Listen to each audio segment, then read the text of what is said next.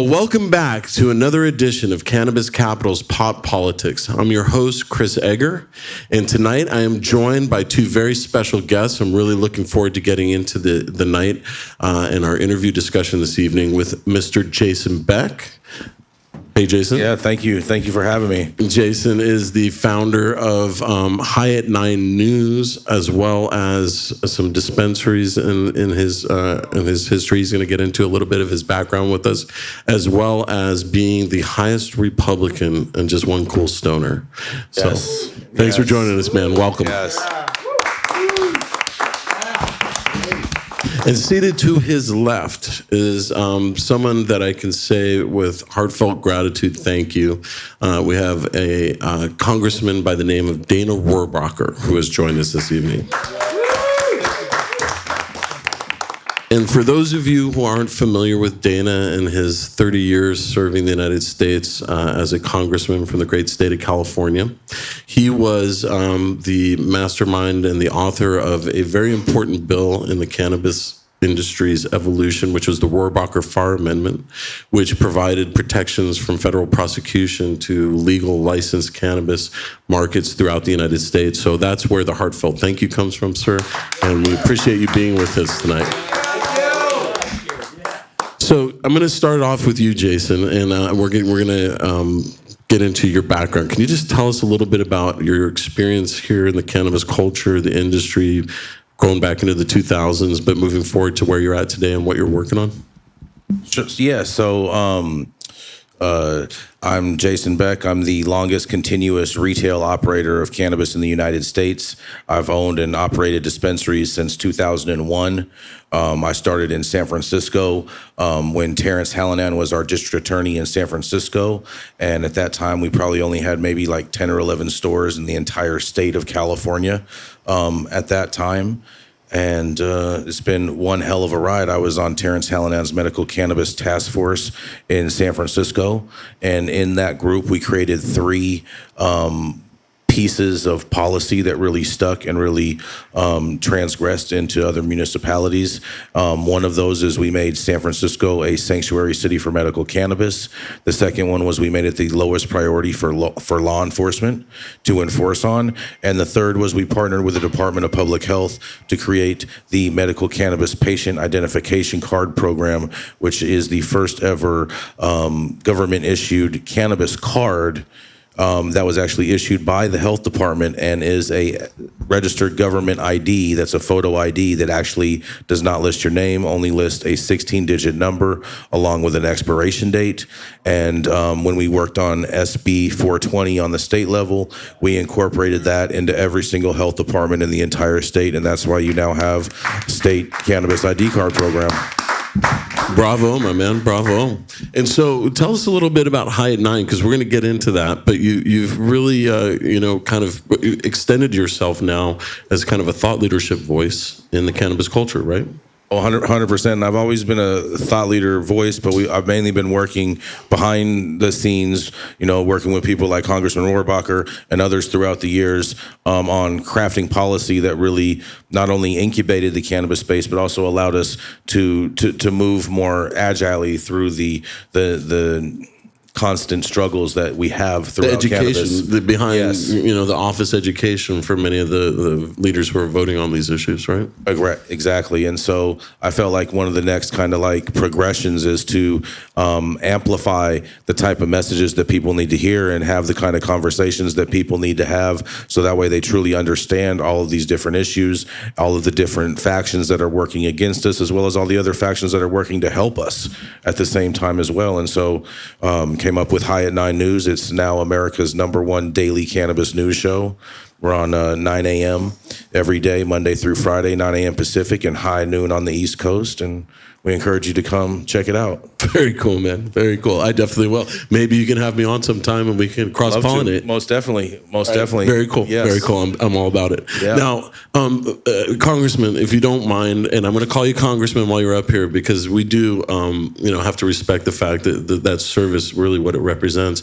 Can you give us a brief insight into a man who served Congress for 30 years, served presidents on staff, and just a little bit of your background, and then maybe some of your passion for cannabis, if there is any. It's all about freedom. That's right. That's it. It's all about freedom. When I grew up in a household, my father was a Marine colonel and everything like this. And over the years, I was involved with various things to help promote the freedom and security of the United States of America. But without freedom being the priority, there's nothing you can do that's worthwhile. Because if you're going to, yes, some foreign threat is going to do, they can take away our freedom. Not if we give it away to our own government beforehand. So I've just basically come to the point that I believe, and I always did believe, that I would support those people, whether it's on the left or the right or whoever it is, who want to run their own lives and do not believe in trying to control other people's lives through the government. And it's just that basic principle led me to becoming someone who, for example, I don't want to brag too much here, but Go right ahead. Take the victory laps, all that you want, all day. well, when we have the cannabis industry, what difference does it make if someone is smoking cannabis if compared to some of the other thing that he consumes, if he is free to choose so? And and I will tell you that unfortunately, I was Ronald Reagan's speechwriter for 7 years in the Reagan White House, and but not just on the issue of cannabis. He was a pro-freedom guy, and we were moving him. But at that time, communism was a major threat to our country.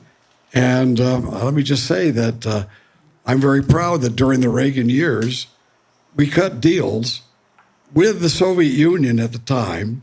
And I remember I was the one who smuggled the speech to him that said, Mr. Gorbachev, tear down the wall. I didn't write it, but I smuggled it to him. But it was important for us to make sure that Ronald Reagan was seen as a pro-champion of freedom and not just anti-communist. And although I think being an anti-communist is a good thing, because I am an anti-communist, but if you're an anti-communist and you're snuffing out people's freedom in your own country to live their own lives, whose side are you really on? No, I think the free people of the world, and I've been trying to, especially free people of our country, need to work together to make sure that we do not, in the name of our superiority in intelligence, everybody who's making rules has the superiority in intelligence. That's why they think they can tell us what to do. And what was the thinking for you with this mindset of freedom being the preeminent kind of driving force of your legislative mindset with the Rohrabacher Farr Amendment, which was such a critical piece of a watershed breakthrough moment for cannabis operators to be protected and have their freedom protected? Well, basically, the Rohrabacher Farr Amendment, how did it affect you?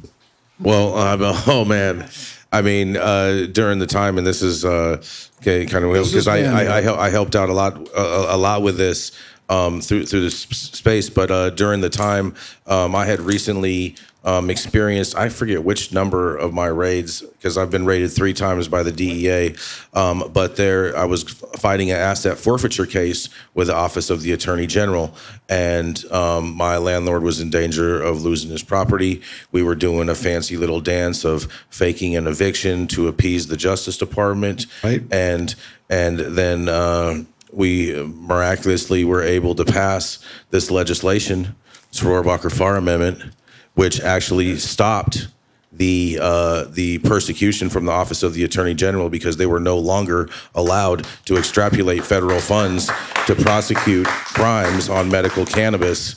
And Dane and I were having a conversation about this, and he was saying, I wish I could have taken it a little further so that it would have covered adult use as well. And I was telling him that as far as my legal opinion on this is the fact that it actually does cover that, because appropriations bills have to be written in such broad scope that the DEA, DOJ is not even allowed to extrapolate federal funds to even investigate if cannabis is either medical or adult use, and so therefore it is all deemed as medical under that act. And what my amendment did legally said that the federal government, and it's still in power today. Still now, yep. Yeah, that the federal government cannot spend money, any of it money, in order to supersede a state law that legalizes the medical use of cannabis for medical purposes. So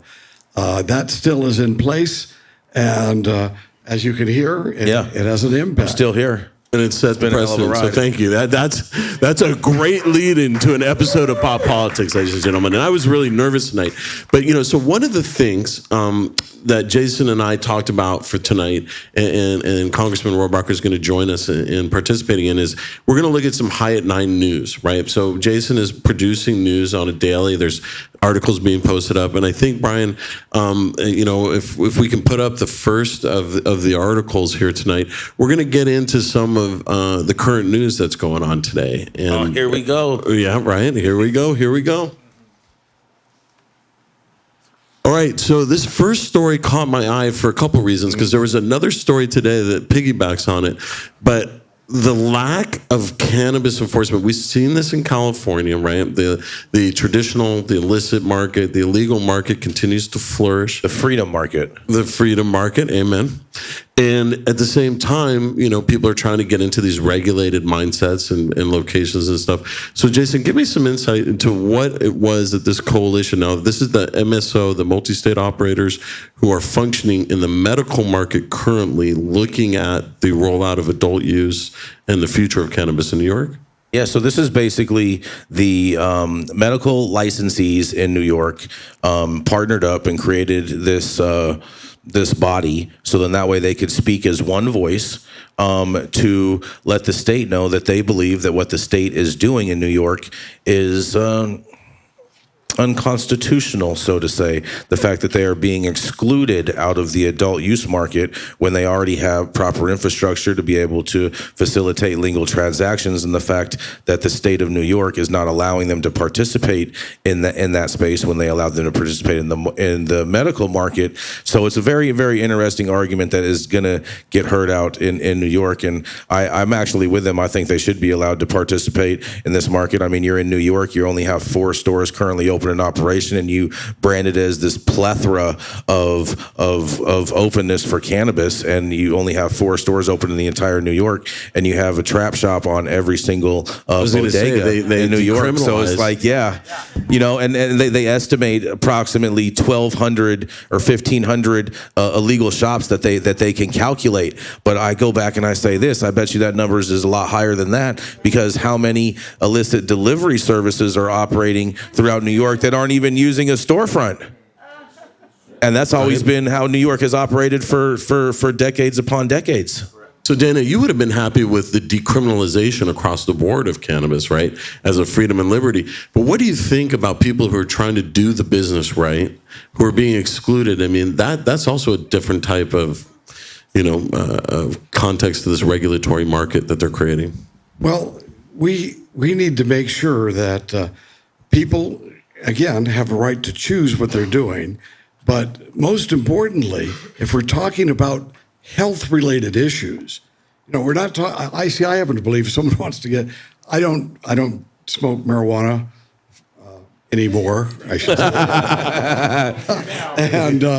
But I think, look, I'm an old man. I have aches and pains I didn't have before. Cannabis has a huge amount of support and treatment for people like myself who've got aches and pains because they're getting older. For the government to step in and do anything at that point is a sin against the elderly. And it is. And Anyway, I don't know if I'm answering your question. No, well, you know what? You're here to speak your mind, sir, and you're definitely in the spirit of it. And I will say this. So, Jason, we were talking about this. One of the other things that's going on in New York right now is that there's a lot of California product that's seemingly the burner distro issue here in California. So the interstate commerce going back to a lot of Oklahoma product out there too, right? Oklahoma, maybe even Oregon, Washington, California Colorado. branded bags. And so my point, to this is interstate commerce, right? At some point, we would hope it's everything siloed state by state, but for the federal landscape. So these articles are important. What's going on in New York? I mean, they can learn a lot from what we went through here in California. I think they've exponentially compressed the timeline from beginning to where they are now, right? In terms of the policy making, opening more stores. What did you think about the recent court cases, too? The challenges have finally been dropped to the social equity licenses from the Mr. Gay from Michigan, I can't remember his first name, who had filed lawsuits that froze New York and multiple areas and jurisdictions. And then here in California and Los Angeles was just recently dismissed. Just recently, right? Yeah, they just, Los Angeles, I think, is getting ready to issue another 150 licenses under that because of that lawsuit holdup. And New York is just going to, this is just more of the same of what we've already experienced here, just watching it retranslate and reshape, reform with different players and different names on the suits, but it's all the same thing that's happening. You know, it's people that are being hampered from the ability to operate. Well, and so with that, you guys, we're going to move on to the second article that I thought was really important that I read this week on High at 9 News, and that is Smokeland is testing a loophole to sell cannabis by credit card, but take it one step further if you get beyond the headline, by using cryptocurrency. What's up, Jason? I mean, I said it today on the show, and just so everyone knows, we have a wide, diverse panel discussion on all of these topics during the day, so that way you get a wide perspective, not just my own, but people that think totally differently than me as well. So encourage you to check it out. But to me, this is clear and blatant money laundering. I personally would never do this in my wildest dreams while cannabis is a Schedule I drug. But what Smokeland is doing is they are working with a crypto company where you are actually purchasing cryptocurrency with your credit card and then exchanging the cryptocurrency for cannabis. And I'm not sure how the DCC is going to feel about this. And I'm really interested to see what their CPA and the IRS have to say about this. Right. Well, but the point is, why should the federal government or anybody else be interested in those transactions? Who cares? Yes. It's their own life. We're not talking about somebody who's pulling a gun on somebody and stealing them or forcing somebody to consume something they don't want to consume. The federal government should just butt out of people's lives, and if they let them make their own decisions, it'll work out. And anyway, I don't think the government should get in and decide what type of commerce. Oh, I'm not saying that I think the government should get in. I'm saying it's ultimately inevitable that they will. And there's a lot of cannabis attorneys who are probably thanking Jason for reminding people that anything daring in the financial world is probably as fast as, we used to have an expression, Dana, in cannabis in California, that the fastest way to a federal criminal indictment in cannabis was running for city council, right? That's a good one. That's a good one. But the second most fastest way is funky accounting, right? I mean, we've seen it happen, and some other stories we've seen is we've covered all of the financial distress that the cannabis industry is in due to the overtaxation, and how a lot of cannabis companies that owe the IRS substantial lump sums of money is actually cheaper to make payment plans and not pay the IRS than it is to actually raise capital right now at the current market rates. Wild. So the next story kind of folds into this. We have the Vermont cannabis grower pays heavy fine after posting Instagram video of New York delivery. So a cultivator who is growing legally in Vermont drove his product with an anticipation that he would be entering the New York market as the licensing rolls out. And he posted on Instagram that he had brought some product and was hit with a $20,000 fine. But interstate commerce, once again, isn't that where the federal government, the relaxing, the final layer of this needs to happen so that there can be interstate commerce? I mean, I'm all for interstate commerce, but there's a lot that has to get worked out before you actually can have interstate commerce. One of those things being testing, because you can't have a vape cart that tests clean in Oregon coming to California and then doesn't pass the same type of standardization process. So we have to create some type of federal standardization for testing if we expect to have interstate commerce. But this article is hilarious because this guy right here in Vermont has a license in Vermont to cultivate and sell cannabis in Vermont, and thought it would be a good idea to document an illegal sale of legal product in another state. Now, this is clearly breaking federal law right here when you're transporting a controlled substance across the state line, and you're doing it through your legal business. To me, is just not. This is like kind of like an episode of America's Dumbest Criminals. But he got lucky in the sense that the state only fined him $20,000 and is like basically just saying, "Don't do it again" for 2 years. And so it baffles me. I'm surprised this guy didn't lose his license. Right, but with all the other product from brands that was bought in illegal markets and brought, right? Mm-hmm. At least he showed up and put his face to it, right? Yeah. The rest of that is some unknown. This was all off of his license, off of his metric and everything. And so hey, maybe we should look at him as an activist. I mean, or a whacktivist.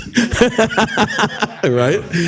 I'm sure from that perspective, we have a fourth one coming up. And now, since you are known as the highest Republican, all right, I'm going to get into it with this. So cannabis industry gears up for potential gold rush. But this article is focused on the state of Florida. And one of the leaders, one of the most vocal, kind of visible leaders in the Republican Party right now is Governor DeSantis in the state of Florida, who really hasn't seemed to be that friendly to cannabis. Can you talk to me a little bit about what's happening in Florida, where you see DeSantis as a position, and maybe even a little bit of what you think he might say in a national discussion on the topic of cannabis? Well, I think Dana could talk about the national discussion a little bit better than myself in regards with Governor DeSantis. But what's happening right now in Florida is very interesting because you have Kim Rivers, who is the CEO of TrueLeave, who is funding an adult use initiative.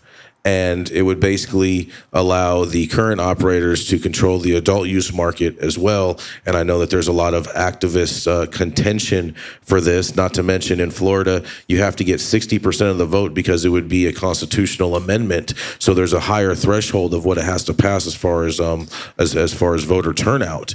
And it is one big shit show in Florida because they're also trying to Kim Rivers is also trying to pass a bill that would treat all CBD hemp edibles and products as traditional food type products, which would basically destroy the entire infrastructure and sales mechanisms that are currently going on in all these hemp CBD shops in Florida because they want to make sure that they're capturing all the market share in their own stores. Wow, right? And Dana, if you don't mind, he did offer you up to give some perspective on what a Governor DeSantis might say in a national context. I'm a DeSantis person. I couldn't handle the other candidate, and for obvious reasons.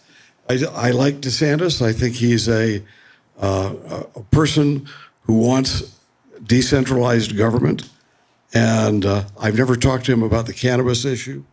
But I will be talking to him about the cannabis. But he knows. Excellent. He served in Congress with me. I forgot. Yeah, they were members of Congress together. How did he? Yeah. I forgot how he voted on the Rohrabacher Farr Amendment. We can go back and take a look at it. But, bring the voice there because I think to your point, right, a lot of the California brands have entrenched themselves in the market there. A lot of the MSOs originated there, right? Some of them. Well, hold on. I think there's a big part of this that everyone is really forgetting is the fact that Florida is one of the best states to live in because of a lack of income tax, and therefore you have a lot more of your money to spend, and therefore there's a much larger customer base for California product in Florida. And let me note, I'm sorry to sound too partisan here because I am a Republican. The bottom line is that if you get the government, people who believe in government is going to watch out for you. Government is going to control what you consume because they want to protect you. Well, I'm sorry, that doesn't work.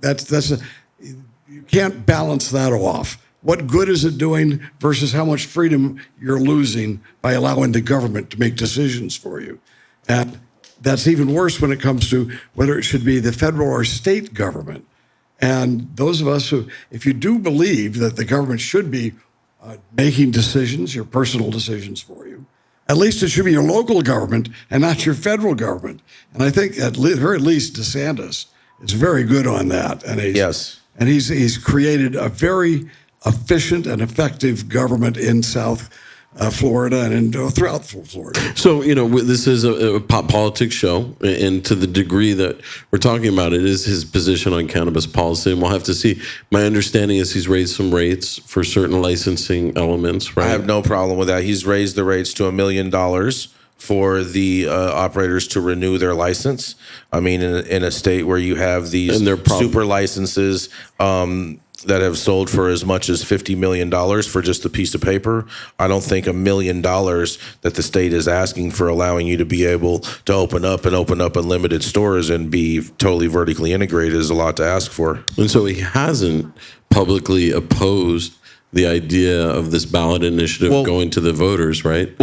So maybe I think more than what people need to also to understand, Governor DeSantis is the person that brought smokable flower and allowed for smokable flower to be sold in the state of Florida at these dispensaries. So I think that speaks a lot more to his overall position. Pragmatism about it. Okay, cool. Right. Well, moving on, we have another article here, and I think, if I remember correctly, this is one that can kind of take us into the rest of it. So we looked at 5 articles Monday through Friday. This is the kind of information you can expect to glean from High at 9 News. I know I check it out and have some friends who are part of the correspondent teams there. But the Justice Department could help marijuana industry via Cole Memo 2.0, or it could hurt reform. And this is a big step. So, Jason, I mean, you were pretty strong on this one with me earlier. So I'm going to let you take the helm on this. This is just more bureaucratic waste by our federal government, because the reality that anyone believes that the Cole Memo did anything is just a farce. And the fact that they're trying to do a new 2.0 version is just more government time wasted on not solving the solution. And doesn't basically the Rohrabacher Farr Amendment make the Cole Memo kind of superfluous? A lot of people, because of the sensationalism around Obama, they thought that the Cole Memo, a lot of activists believe that the Cole Memo does what actually the Rohrabacher Farr Amendment does. The Cole Memo is just a directive that just says, hey, don't do this, don't do that, but has no teeth, has no type of enforcement, and is just a directive. There is nothing that stops any federal agent from not listening to that or obeying that directive in any way whatsoever. And that's why it's so important that we've had the Rohrabacher Farr Amendment in place, because that's a budget rider that stipulates what exactly they can spend financials on in order to investigate. And that is the single piece of legislation that has allowed the industry to grow to what we all see it today nationwide across the country. Right, because the Cole Memo was essentially saying to these various attorney districts, that was you just don't do it, right? That we're not going to prosecute as long as these, if I remember correctly, Dana, there was 8 guidelines that they had in there. That there's as long as they don't break any of these 8 rules, then just leave them alone, kind of thing. Exactly, right. And technically, that guy from Vermont, he technically broke one of those 8 rules. And technically, by the way, I think the Cole Memo is no longer. The presidents have changed. Rescinded. Right? It was rescinded. Yeah. And it's never been replaced. But it never did anything in the first place. So who cares if it got rescinded? Right. And the Rohrabacher Farr Amendment, the fact that we're not talking about legalization and safe banking, right? So that from this perspective is where we're going to start dipping off into questions. And guys, I really like. Let me just note this. Oh yes, sir. That we're not talking about the use of marijuana for the Rohrabacher Farr Amendment, although I happen to believe if someone wants to use marijuana, if they're an adult, they have a right to buy it and sell it or whatever they want to do, and to consume it if that's it. I personally am not advocating that, but they should be free to do that. And so any type of regulation that comes should come not from the federal government, but from state and local government. But the federal government can't mandate. I don't even believe that they should mandate that on the state and local governments. And you don't want to start giving the federal government all sorts of power over local government when indeed they may change their opinion. Now the Democratic Party may now be in favor of legalizing some medical marijuana. There's a lot of Democrats that are. There's a lot of Democrats that are not. And that may change because then anybody who receives any federal Medicare money has got to do this or that, and all of a sudden they control everything. Well, to your point about local control, though, that's also been one of the greatest obstacles to an efficient legalized marketplace here in California, because the League of California Cities lobbied pretty hard in that proponent group that put Prop 64 on the ballot, right, for that local approval control. And still to this day, is it still at 60% plus of the municipalities and counties in the state of California that don't have some sort of time, place, and manner zoning and entitlement code that allows for cannabis uses? I would call it regulatory framework in place. But I think another but I think another thing to always keep in mind too is that they were trying to make it too that would also ban delivery in those municipalities as well. But that was rejected, and delivery you can have cannabis delivered to any residents in any city, whether or not you have an ordinance in place or not within those jurisdictions. So I think it's a small victory, but I know that there's a lot of people, some people in this room that were up in Sacramento working on some of these issues just last week, and so we wish them all the best. And I heard that there was some progress made, but we'll see. I think we should, when we're discussing cannabis, it's really important to understand we're not, some people, older people in particular, I'm old now, however, I shouldn't be saying that, but they think that what we're talking about is just recreational use of marijuana. Okay, medical use of marijuana is much more important and significant today as far as I'm concerned, but I certainly agree that anybody who wants to smoke marijuana instead of drink alcohol, let them do it.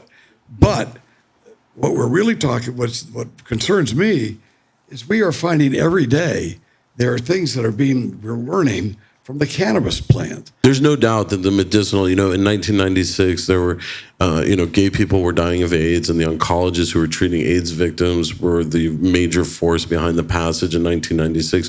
And it was anecdotal. The munchies helped nourish the body to sustain the chemotherapy, and people started surviving. And so they said, it's anecdotal. It opened up a huge door, and it's been a long journey. But maybe I should share from you my perspective on the freedom that you're talking about, right? So as a business person, someone who has great, historical ties to Humboldt County, to Sonoma County, and some of the Northern California cultivating, growing areas, has been to over 100 Grateful Dead shows in my lifetime. I may not look like a Grateful Dead head, but I have been to many shows when Jerry was still alive, right? So there was a time when cannabis could result in incarceration for a decade plus. It could put you into a federal system for life, right? For many of those penalties. So when and then of course in Humboldt County, you had families, you had people whose whole economic reality was built around an agribusiness product that California is uniquely qualified to craft and put out there. So it was the protection that was afforded to those individuals, from asset forfeiture, from freedom forfeiture to a prison system for a nonviolent crime. And then finally, and most importantly, the ability, to your point, is to have the licensing and the standardization of expectations of quality. But it was the protection from incarceration, right? That was really the most important fact to me. So I treat it like a business mindset, and I get where you're coming from, Dana. It is a medicinal. Dr. Thomas Minahan and his daughter Mallory. You have Charlotte Figge in the story with Sanjay Gupta that really proved out the true medicinal benefit. And I've seen story after story, right? So you're right. We can never lose touch with that moral high ground, for sure. And if the more control and regulations that were done to protect us, we're finding it's even worse than it's destroying our freedom. It is destroying the health of people who didn't need to live in pain and agony. And I'm 75 now, so I'm experiencing some of that. As I say, I got metal shoulders, okay? But if at night. I'd hate to be behind you in line at the TSA check when we're going through airport security. I got this. I think we might have to have a rematch of the arm wrestling match with Putin. with Putin, right? I arm wrestled Putin. Did you actually arm wrestle him? Yeah, I Did you beat him? No. He used a Sambo throw on you, huh? But I will tell you, right afterwards, we were at this bar in Washington, and so this guy, anyway, he took me down, and this guy came up to me and said, "Well, Dana, I'll take him on."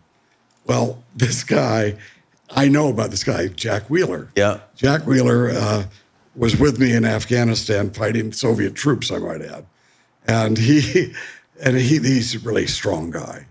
And so he said, "Dana, let me take him on." I said, "Okay." So he gets in there, and Putin's there at this bar, and Putin starts breaking him down, and Jack starts going, "Well, do you want me to start? When do you want me to start, Dana?" I said, "Well, get it now." And they go, "Bam!" And Putin's arm goes down, and he goes down, and Putin jumps up and screams, "CIA, CIA!" and my friend goes, "KGB, KGB." Anyway, that was, I don't know how I got into that story. Right. Well, that's why we have you here, sir. And by the way, retirement's treating you well. That was a good story. But the point is I'm getting to be an old man now, not going into Afghanistan or war zones anymore, but I'm suffering from pains that every older person gets. And I'll put CBD salve on my arm. And if there's any seniors who have pain in their arms or their legs or whatever, and haven't tried that, they're fools. But it's worse, they're being sinned against by people who claim to be watching out for them, by preventing them from taking this themselves. And so I think that we have to, there's the ramifications. You were absolutely instrumental, in my understanding as well, is liberating veterans affairs doctors from not being able to recommend or for veterans to be able to consume cannabis in states where it's legal. Am I right? Look, either we're going to permit people to run their lives, and especially our specialists, like our doctors, and whether it's in the Veterans Hospital or anywhere else, they should be able to say what they think is best for their patients. I don't care what it is. The fact is that that's the problem with communism. Under communism and socialized medicine, Or totalitarianism, as communism exists in the world today. That you have people who have the power to make these decisions for you. And you may think that it's going to be good, but in the end, what do? They waste our time on taking away some salve that you can put on your arm to alleviate your pain. How ridiculous is that? How ridiculous is that, Jason? It's totally ridiculous, and I think we should also give Congressman Rohrabacher another round of applause because of the fact he was the first ever member of Congress to come out and admit to using cannabis as a topical while being a sitting member of Congress. Yeah, that's what I hope.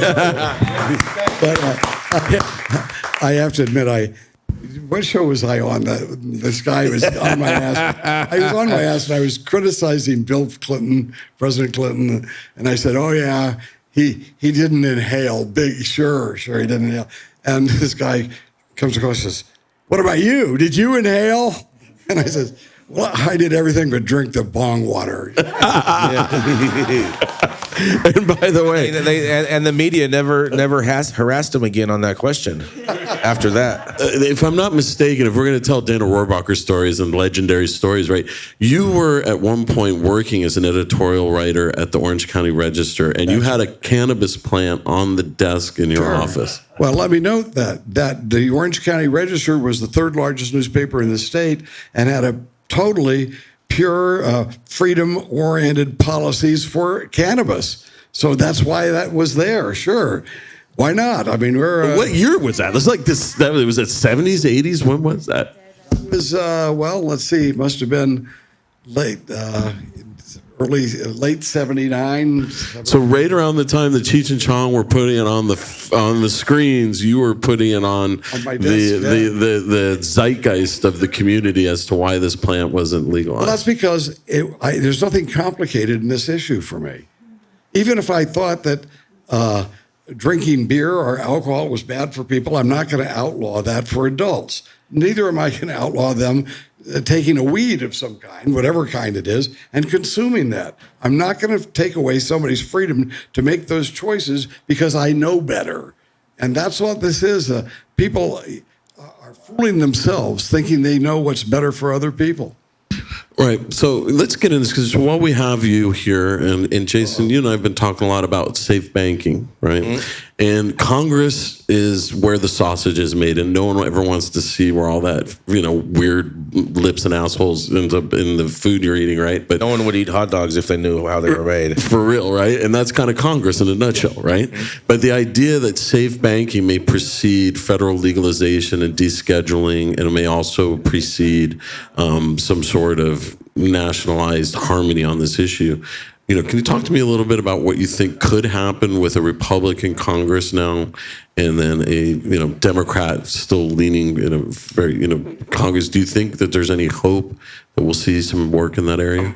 I'm always hopeful and optimistic. I like to always believe for the best, expect the worst and hope for the best kind of mentality. And so I do think there could be some movement on Safe Banking Plus.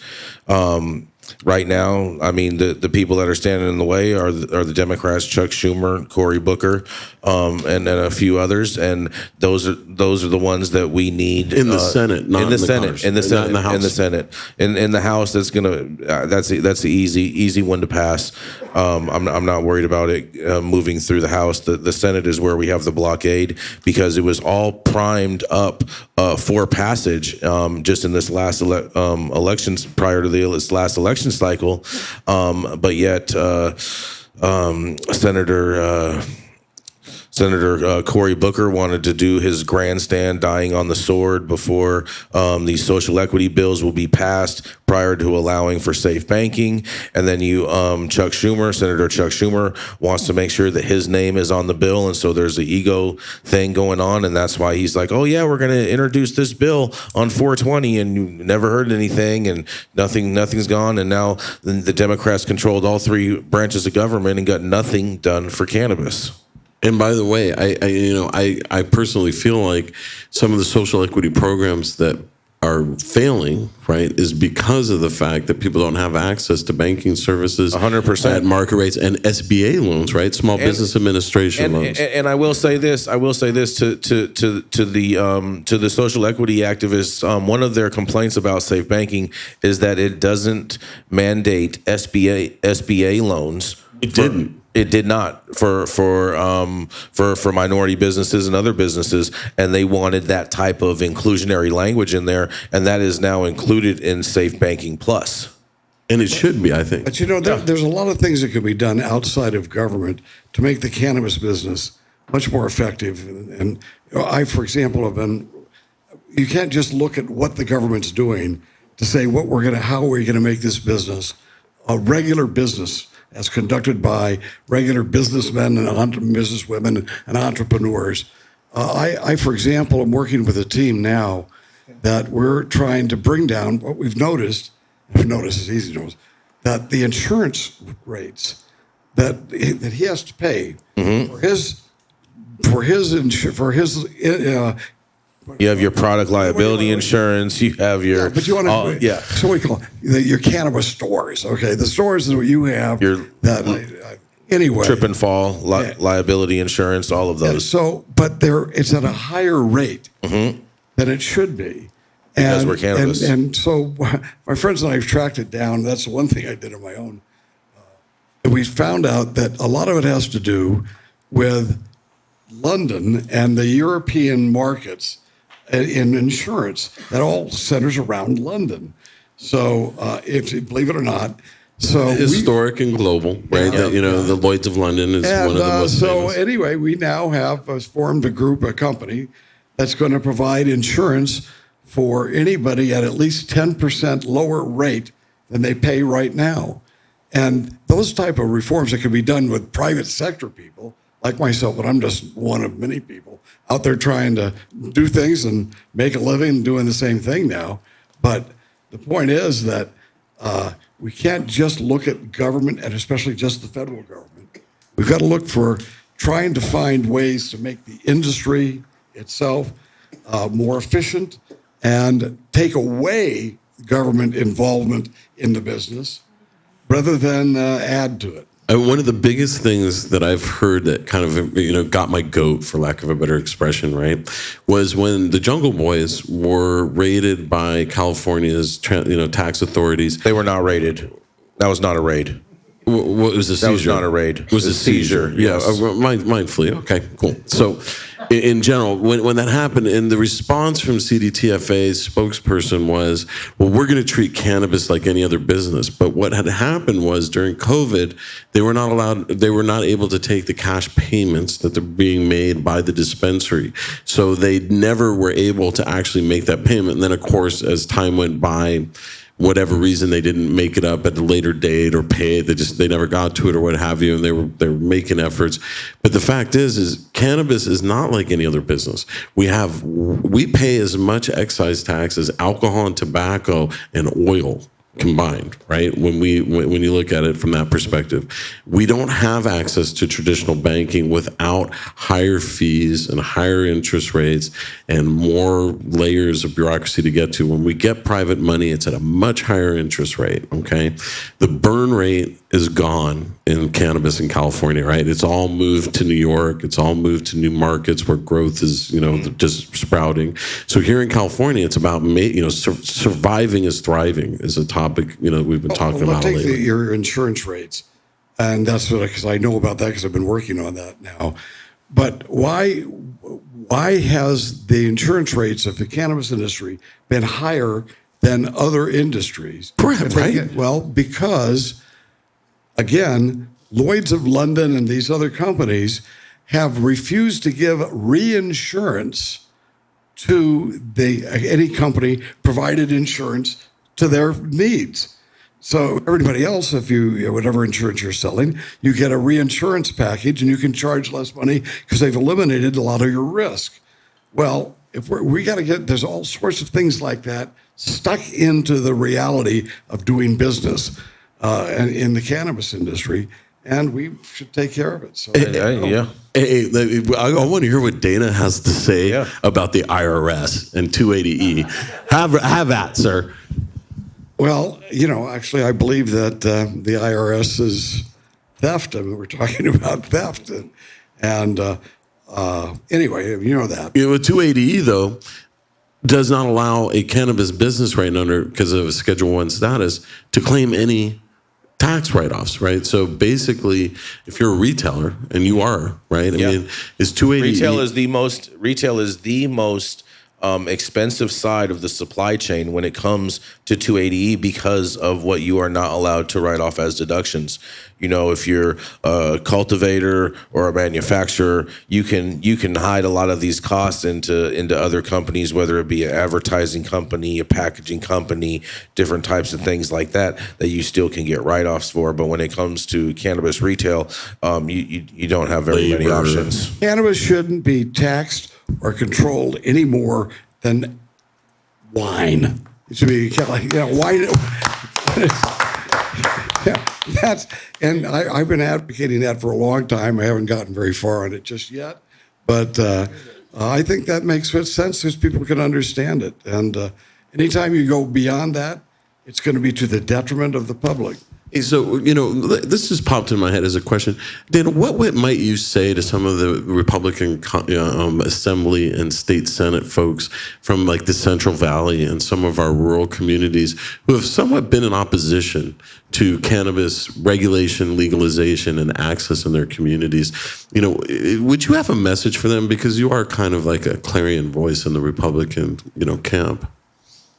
Well, first of all, you have to convince people that it's not cannabis. No longer is just getting high.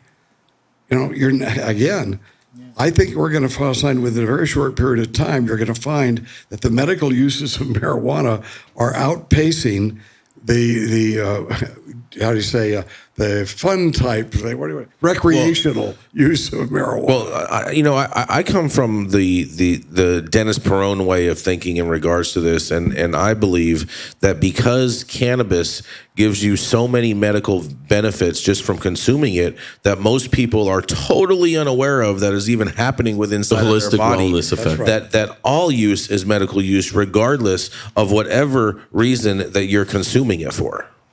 Right. I'd say holistic wellness is a dialogue that as an adult I should have the choice of making. And the endocannabinoid system or endocannabinoid, I don't know if I'm ever saying it right, but that it has the receptors for a reason, right? 100%. 100%. I mean, just by consuming cannabis, you naturally protect yourself from a head injury. Just because of that, because cannabis bonds to fat, your memory cells are all in the fat cells in your brain, and therefore by consuming cannabis, you basically get this little air cushion around your memory cells in your brain and actually protects you in the event of a head injury. Just for that alone. I've actually heard that the federal government holds a patent for a skin patch, a hemp-derived skin patch for brain surgery. I don't know about all that for a patch for brain surgery, but they do own some patents in regards to cannabis. Yes. Right, that's crazy, right? And by the way, I mean that to me is, what cannabis has never been treated like. So for the business side of it, Dan, and I get it, right? But when we talk about the fear of incarceration and we talk about fear of asset forfeiture when it wasn't legal, when they didn't have structured regulations, I think that it's You mean huge. prior to Rohrabacher Farr? Yeah, prior to Rohrabacher Farr, for real.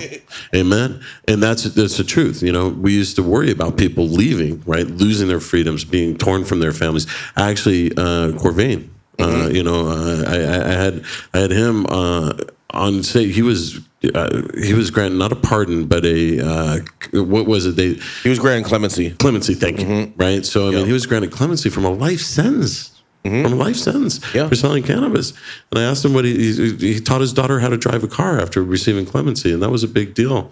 But there's still time for us to get in. All right, so gentlemen, this has been a great conversation. I want to say thank you to you both once again. But before we close the night, I always ask guests on this show, in the spirit of fairness and common ground, is there anything I didn't ask you about or we didn't plan to cover that you would like to close out on tonight?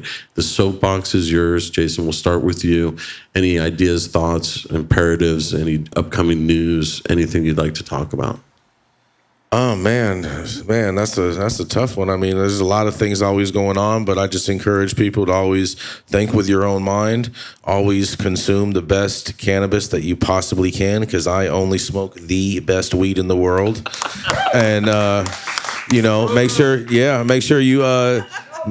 you subscribe to High at 9 News on YouTube or Rumble, whatever your preference is. highat9news.com. Yes, and sign up for our weekly newsletter, and we're gonna keep bringing you the heat.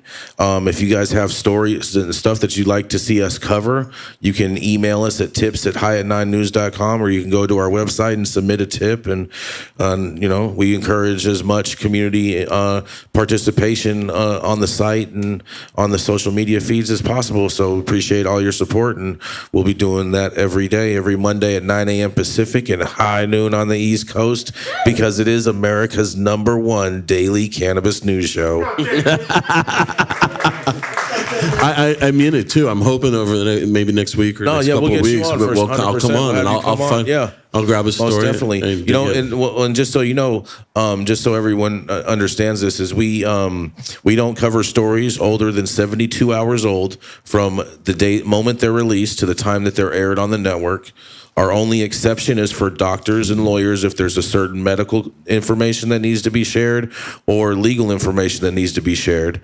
But other than that, you have 72 hours from whenever you come on to find your story from within. Boom. Yes. All right. And so, Congressman Rohrabacher, if I may say it one more time tonight, would you share some thoughts with us before we close out? Well, I could I thought we were getting him to sing a song. play my song if you want.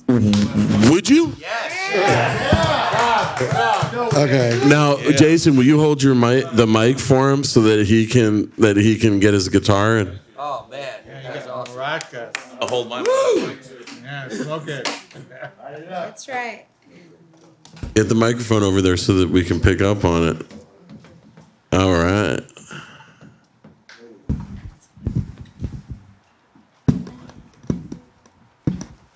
I am not a entertainer.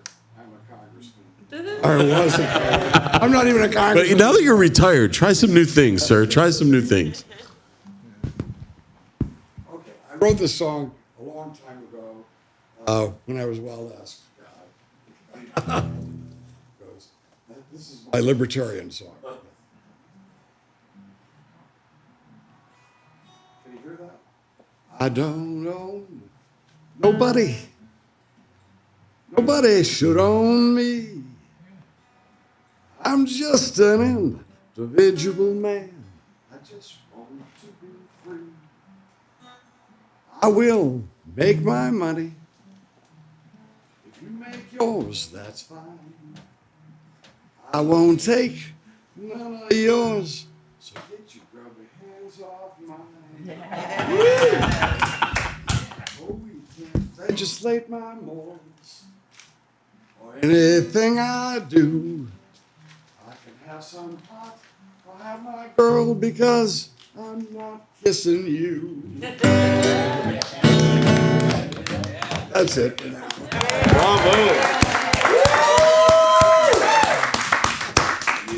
That was fun. And so everybody, from my perspective, what I'd like to share is next month is April. It's a beautiful month. We have the 420 celebration of all things cannabis coming up. Here at Cannabis Capital, we have a lot of good events that are outside of our studios that are going to be happening. Now, next week, we are a media partner for Network, which is a cannabis trade show for only professionals, right? It's going to be held for 2 days in Los Angeles. It's going to bring together cultivators and product manufacturers and distributors with licensed dispensaries and retailers and deliveries. This is going to be a really big thing. So if you go on our website or you go to networkshow.co, I believe, you can go on and find out how to register if you are a licensed cannabis professional and you want to attend and be part of that show. We also have an event coming up on the 15th in the Palm Springs, Palm Desert area, getting out into our desert community, Desert Haze. You can find information about that on our website, RSVP to attend. And we're going to be filming a live episode of Are You Smarter Than a Bud Tender? But we're taking it on the road. And then on April 20th in the great city of Phoenix, we will be at the Hotel Clarendon hosting the first Cannabis Capital Cup for cultivators in the state of Arizona. So if you want to take a little bit of a drive, you can come do that. And those are some big things. And, I just want to say personally to Jason tonight, thank you for being on the show. Thank you. We have been talking about collaborating on things for a while. So you're going to see me on High at 9. And I'm going to hold him to that. Amen. I'm going to come back and come visit you from time to time and bring you guys some trending stories on what's happening. And we're going to talk some smack and see what people are thinking about. And That's great. I want to get you back here again. Yeah. Absolutely. But I want to say from the bottom of my heart, Congressman, such a pleasure to have you here. You can tell I'm a fanboy. It's a fanboy moment for me, but with real legitimate, clear reasons why I'm praising you that way, right? I do know that you worked hard and passed the Rohrabacher Farm Amendment. I do know that veterans have greater access to medicinal cannabis as an option against opioids, which are killing their livers and, bringing depression and suicide in ungodly ways. I do know that those are things you accomplished in cannabis. I also know that you fought for the American way of life for 30 years. And the fact that you had to be part of Congress for 30 years, we should all say a great, thank you to you and enjoy your retirement, sir. Thank you for being here tonight. And on that note, I want to thank Brian and John and the Cannabis Capital crew for everything they do to put these shows on tonight. Next month, we will be back with another episode. But until then, stay focused, stay high, stay happy. Don't fall for jokes tomorrow. And stay free. Free.